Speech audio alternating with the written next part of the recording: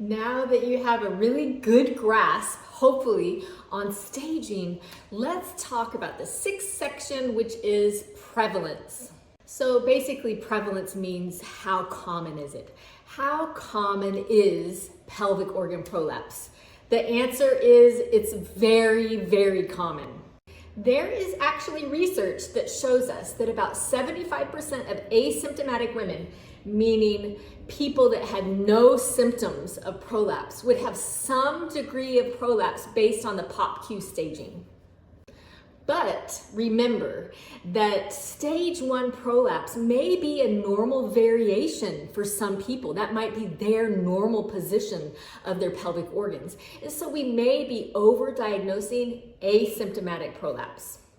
Research, though, is showing us that only about 5 to 10% of women have symptomatic prolapse, where they can feel something bulging in their vagina.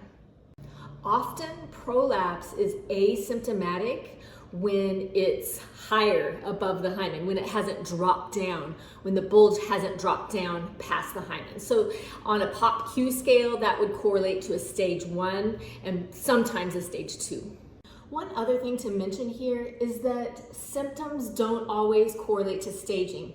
We're presenting you the most common information and what research has shown, but there are people that may have a stage 1 or a stage 2, which is a more mild form of prolapse, and they may have very significant symptoms. And there may be some people that have a stage 3 or 4 and be largely asymptomatic, which means very little to no symptoms. So just keep that in mind and remember as you're going through, symptoms don't always correlate to staging. Okay, so we are done talking about prevalence and we're ready to move on to the next section.